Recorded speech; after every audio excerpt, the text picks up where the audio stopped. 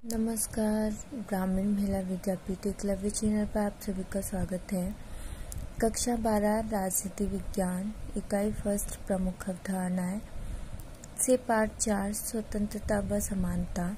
Video पसंद आए तो लाइक कीजिए और हमारे चैनल को सब्सक्राइब करना ना भूलें।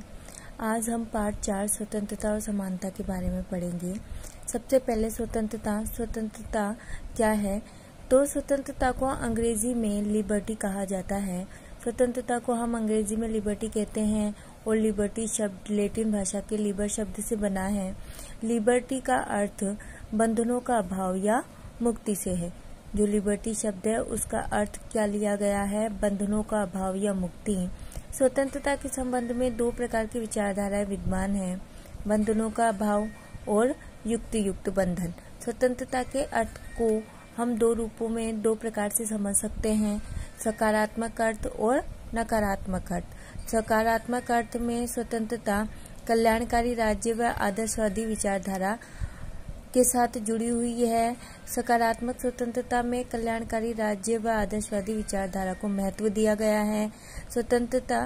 सकारात्मक स्वतंत्रता राज्य की कल्याणकारी भूमिका को आवश्यक मानती है। जो सकारात्मक स्वतंत्रता है वह राज्य की कल्याणकारी भूमिका को आवश्यक मानती है। सकारात्मक स्वतंत्रता का अर्थ स्पष्ट करते हुए कहा गया है कि व्यक्ति अपनी उन्नति के लिए जो कुछ परिस्थितियों का निर्माण करता है, लेकिन सकारात्मक स्वतंत्रता में वह अपनी विकास की परिस्थिति के साथ साथ दूसरे के विकास की परिस्थितियों का भी निर्माण करता है। तो वह क्या है? सकारात्मक स्वतंत्रता है।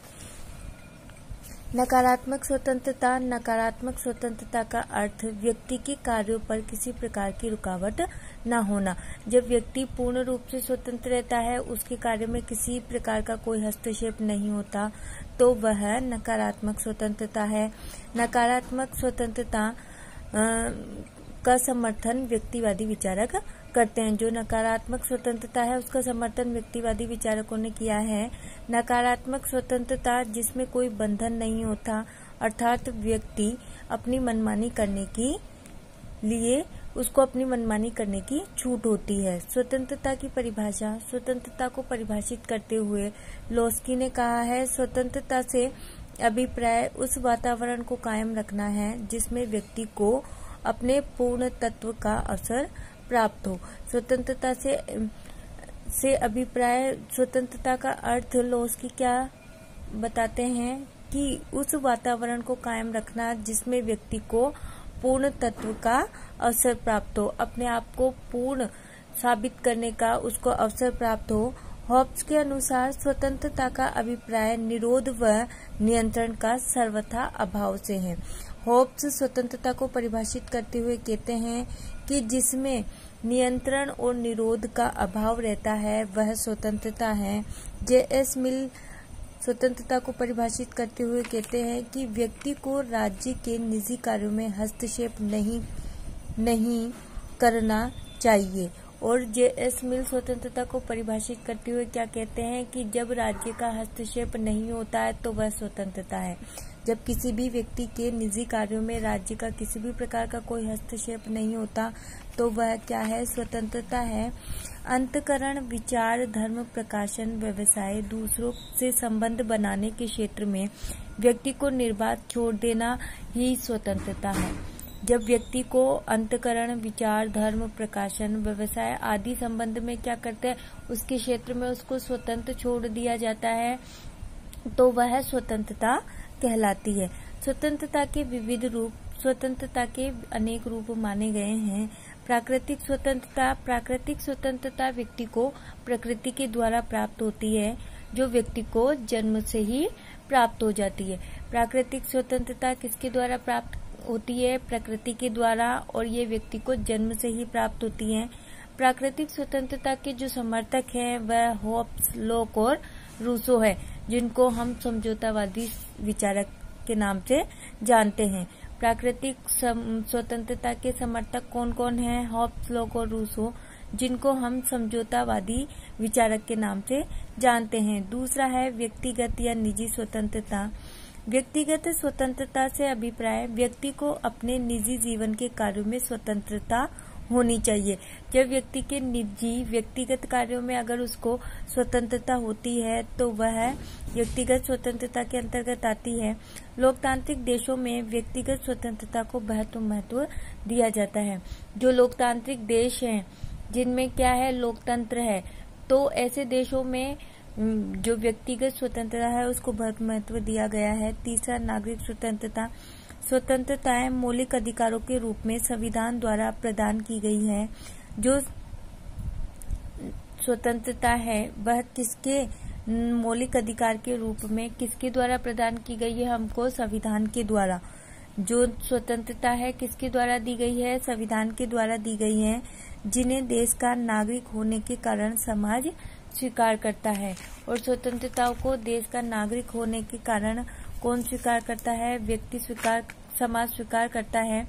राज्य मान्यता प्रदान कर उसका संरक्षण करता है। राज्य उसको मान्यता प्रदान करता है और उसकी रक्षा करता है। राजनीतिक स्वतंत्रता राज्य के कार्यों में सहभागिता राजनीतिक स्वतंत्रता है। जब व्यक्ति राज्य के कार्य में अपनी भागीदारी निभाता है तो वह क्या कहलाती है, राजनीतिक स्वतंत्रता कहलाती है। राजनीतिक स्वतंत्रता को दूसरा लोकतंत्र कहा है गिलक्राइस्ट ने। जो राजनीतिक स्वतंत्रता है उसको क्या कहा जाता है, दूसरा लोकतंत्र कहा जाता है। और उसको राजनीतिक स्वतंत्रता को दूसरा लोकतंत्र किसने कहा है, गिलक्राइस्ट ने कहा है। आर्थिक स्वतंत्रता, व्यक्ति का आर्थिक स्तर ऐसा होना चाहिए जिससे वह बिना किसी वित्तीय चुनौती के स्वयं व अपने परिवार का जीवन यापन कर सके। जब व्यक्ति अपना और अपने परिवार का जीवन यापन बिना किसी चुनौती के, बिना किसी वित्तीय चुनौती के आसानी से कर सकता है तो वह क्या कहलाती है, आर्थिक स्वतंत्रता कहलाती है। इसमें व्यवसाय चुनने व रोजगार की स्वतंत्रता महत्वपूर्ण होती है। व्यक्ति को अपना व्यवसाय चुनने और रोजगार प्राप्त करने की स्वतंत्रता होती है। धार्मिक स्वतंत्रता, इसका संबंध व्यक्ति के आंतरिक विचारों से है।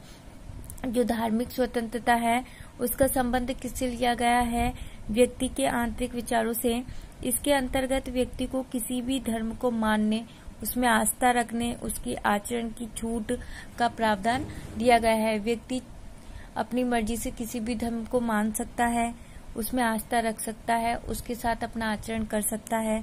तो यह धार्मिक स्वतंत्रता है। नैतिक स्वतंत्रता, अंतःकरण और नैतिक गुणों से प्रभावित होकर किया जाने वाला कार्य नैतिक स्वतंत्रता कहलाता है। जब व्यक्ति अंतःकरण और नैतिक गुणों से प्रभावित होकर कार्य करता है तो वह नैतिक स्वतंत्रता कहलाती है। इसका संबंध व्यक्ति के चरित्र, नैतिक व औचित्यपूर्ण व्यवहार से है। जो व्यक्ति नैतिक और औचित्यपूर्ण व्यवहार करता है तो उसका संबंध किससे है, नैतिक स्वतंत्रता से है। सामाजिक स्वतंत्रता, व्यक्ति के साथ जाति, वर्ण, लिंग, नस्ल, धर्म आदि के आधार पर भेदभाव न किया जाए, सामाजिक स्वतंत्रता है। व्यक्ति समाज में रहता है और समाज में रहने के साथ किसी भी व्यक्ति के साथ जाति, वर्ण, लिंग, जाति आदि के आधार पर किसी भी प्रकार का अगर भेदभाव नहीं किया जाता तो वह सामाजिक स्वतंत्रता मानी जाती है। राष्ट्रीय स्वतंत्रता, संप्रभु राष्ट्र राष्ट्रीय स्वतंत्रता का परिचायक है। राष्ट्रीय स्वतंत्रता के अभाव में व्यक्ति की सभी स्वतंत्रताएं व्यर्थ है। जो संप्रभु राष्ट्र होते हैं वह किसका परिचय देते हैं, राष्ट्रीय स्वतंत्रता का परिचय देते हैं।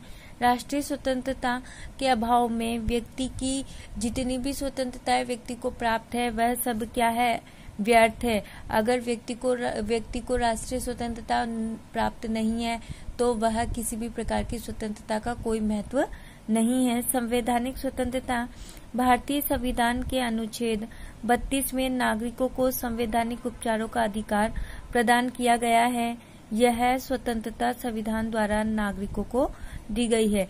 जो संवैधानिक स्वतंत्रता है वह संविधान के अनुच्छेद 32 के द्वारा नागरिकों को प्रदान की गई है और यह स्वतंत्रता संविधान के द्वारा ही नागरिकों को प्रदान की गई है। जो स्वतंत्रता है